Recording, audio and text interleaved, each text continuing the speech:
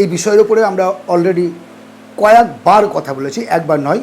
তারপরে অরিন্দম, তোমার জন্য আজকে স্পেশালি এই ভিডিওটা বানাচ্ছি, কারণ তুমি আমাকে একটা বিষয় জানতে চেয়েছো। 20,000 টাকা ইনকাম করছো, ভালো কথা।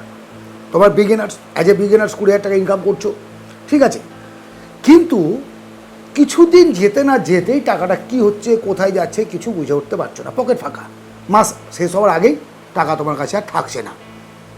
কিভাবে এই ট্র্যাপ থেকে বেরিয়ে আসবে, কিভাবে তুমি সঞ্চয় করবে, এবং আদৌ কি সঞ্চয় করা সম্ভব? অবশ্যই সম্ভব। আর কিভাবে সঞ্চয় করবে সেই বিষয়ে আমি আমার জীবনের প্র্যাকটিক্যাল অভিজ্ঞতা তোমার সঙ্গে আজকে আমি শেয়ার করছি। দেখো, ইনকাম যাই করো না কেন, তোমাকে সবচেয়ে যেটা গুরুত্বপূর্ণ বিষয় সেটা হচ্ছে ইনকামের ওপর বেস করে একটা বাজেট তৈরি করতে হবে, যেটা আমরা করি না, এবং না করার ফলে যখন যেটা মনে হয় পারচেস করে নিলাম। আর সবচেয়ে এখন তো বুঝতেই পারছো ইউপিআইয়ের জামানা, যখন যেটা ইচ্ছে করছে ফুট করে টিং টিং টিং টিং টিপে দিলা, টাকা চলে গেল, মালটা নিয়ে চলে আসলাম, ভাবারও টাইম নেই যে আমার এটা প্রয়োজন না প্রয়োজন নেই। দেখো, যদি সত্যি তুমি তোমার জীবনে আর্থিকভাবে একটু শক্তিশালী হতে চাও, তাহলে যে কথাগুলো বলছি মন দিয়ে শোনো। প্রথমে 50-30-20 রুলস, পৃথিবী বিখ্যাত এটা নিয়ম। শুধু আমি না, কোটিপতি থেকে বিলিয়নিয়ার, ট্রিলিয়নিয়ার, মিলিয়নিয়ার, প্রত্যেকটা মানুষ কিন্তু এই পদ্ধতি ফলো করে, আর তবেই তারা কিন্তু জীবনে স্বাবলম্বী হতে পারে।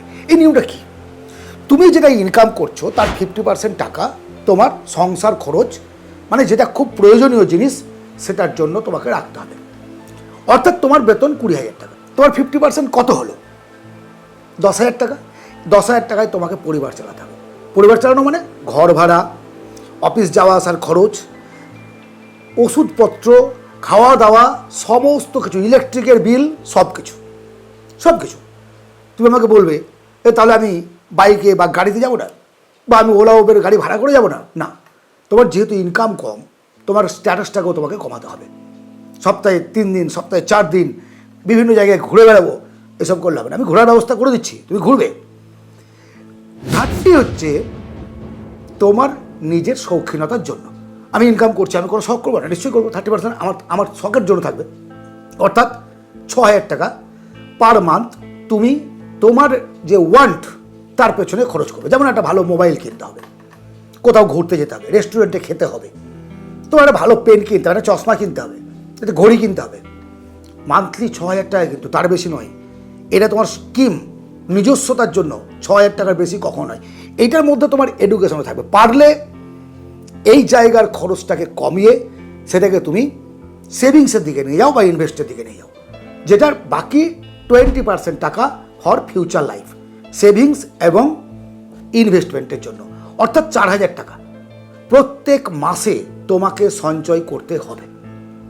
একেবারে সোজা কথা। এই যে সঞ্চয় করার কথা বলছি, এটাকে তোমাকে দুটো পার্টে আবার ভাগ করতে হবে। একটা হচ্ছে এমার্জেন্সি ফান্ড। এই মুহূর্তে তুমি 20,000 টাকা ইনকাম করছো, বাই চান্স কাজ চলে গেলে তোমার পরিবারটা তোমাকে চালাতে হবে, তোমার খাওয়া দাওয়াটা তোমার ঠিক চালাতে হবে, ঘর ভাড়াটা তোমাকে দিতে হবে। এই কারণে একটা এমার্জেন্সি ফান্ড তোমাকে রাখতে হবে, যেটা মান্থলি খরচ তার থেকে 6 গুণ বেশি।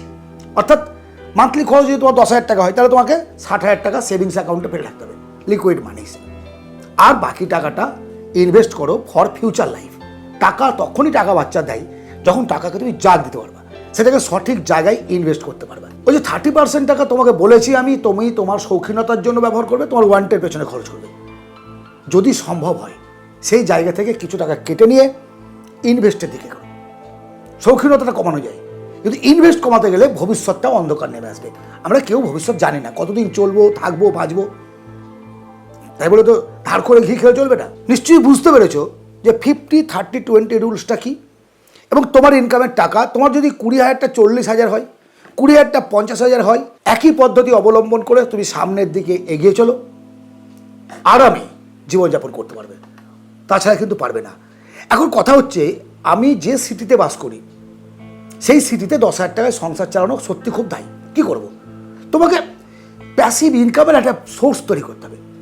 ইনকাম সোর্সটাকে তোমাকে বাড়াতে হবে। তোমার যে স্কিল আছে সেই স্কিল বেসের ওপর তুমি করো।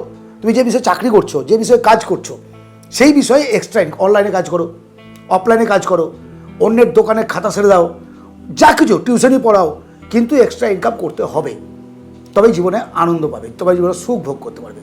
আশা করি 20,000 টাকা বেতনে কীভাবে তুমি সংসার চালাবে, কীভাবে জমাবে এবং কীভাবে তুমি শখ আহ্লাদ করবে তা তোমাদের বোঝাতে পেরেছি। সর্বপ্রথমে যেটা প্রয়োজন সেটা একটা বাজেটিং এবং ইনভেস্টমেন্টের টাকা আগে তুমি সঞ্চয় সরিয়ে রাখবে, প্রথমেই সরিয়ে রাখো ইনভেস্টমেন্টের টাকা, তারপর খরচ করো। তারপর আজ এই পর্যন্তই। আজকের আলোচনা যদি ভালো লাগে অবশ্যই একটা লাইক করো, সাবস্ক্রাইব করো চ্যানেলটিকে এবং সঙ্গে থাকো। ভালো থেকো, অবশ্যই দেখা হবে অন্য ভিডিওতে।